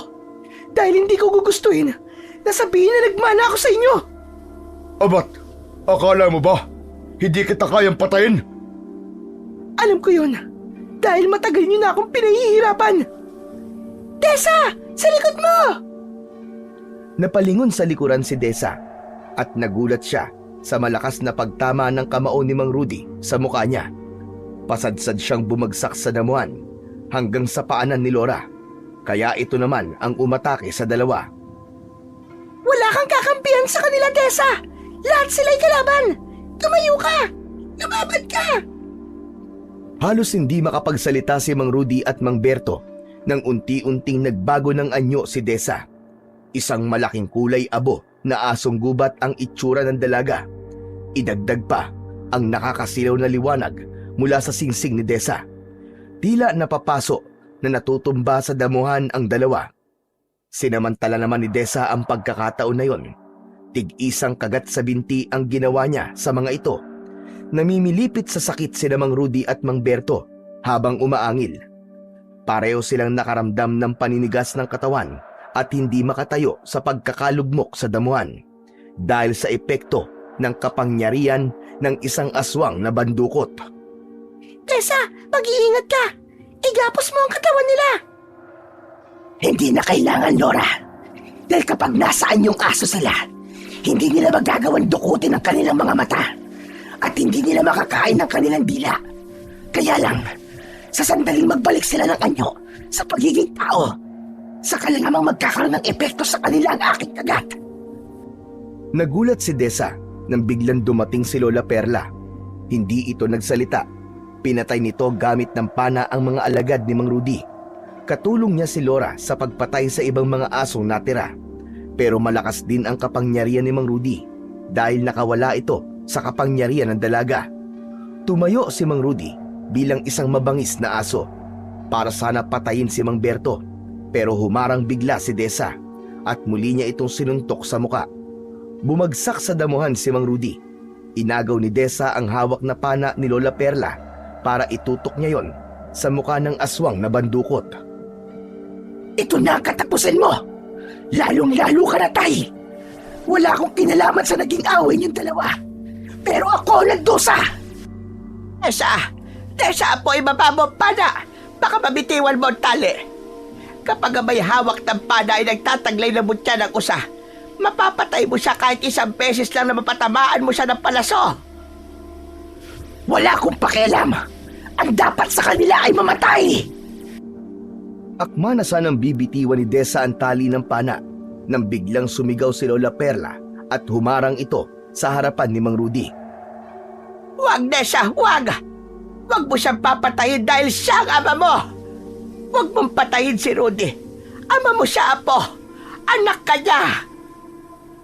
Dahil sa mga narinig, ay parang huminto ang oras para kay Desa. Naghari ang katahimikan, dala ng matinding bugso ng damdamin, napahagulgul siya ng iyak at nagbalik sa pagiging tao. Hindi totoo yan! Maniwala ka, Desa. Si Berto ang totoong pumapatay. Siya ang pumatay sa iyong ina. Sa kagustuhang magpaliwanag ni Mang Berto, nakalimutan itong may kagat ito ng aswang na bandukot sa binti. Masaya ba, Rudy? Pinahirapan ko ang anak mo ng matagal na panahon. Ilang segundo ang lumipas. Nanlalaki ang mga mata ni Mang Berto na pilit pinaglalabanan ang sariling katawan. Pagmasdan niyo ang parusa sa mga taong piniling maging masama. Unti-unti niya kinakain ang sarili niyang dila dahil sa kanyang pagsisinungaling. Dinukot na rin niya ang kanyang mata dahil sa maling paratang sa iba. Ito ang katapusan ng buhay mo, Berto. Binalaan na kita doon, pero hindi ka nakinig. Kahit saan tignan, hindi pa rin kaya ni Desa na mamatay si Mang Berto. Ngunit huli na, agaw buhay itong bumagsak sa damuhan na kagad namang nilapitan ni Desa at mahigpit na niyakap. Tay, patawarin mo ko. Mahal na mahal kita, Tay. Patawarin mo ko sa nagawa ko, Desa. Pinahal ko nanay mo. Kaya ko yun nagawa. Tay, huwag kang mamamatay. Anak, huwag kang gumaya sa akin.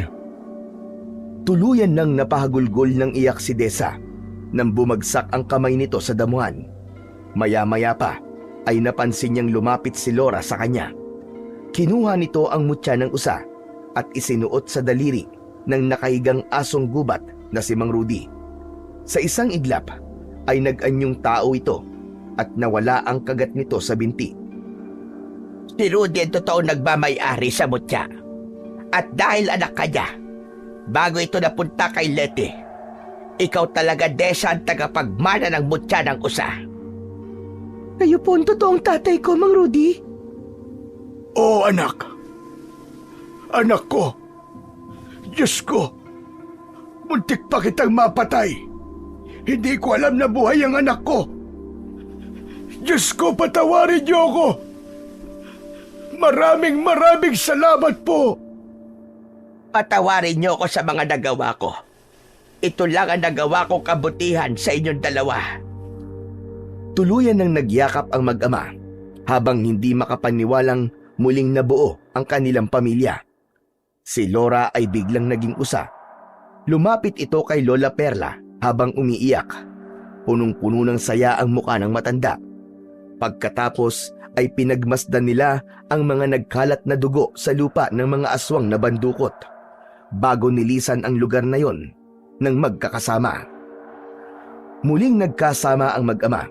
Ilang araw pagkatapos mailibing ang katawan ni Mang Berto, ay nilisan ng mag-ama ang baryo, kasama si Lola Perla at ang kanyang gabay mutya na si Lora. Walang nakaalam sa kung ano ang naging buhay ni Desa sa piling ng kanyang tunay na ama.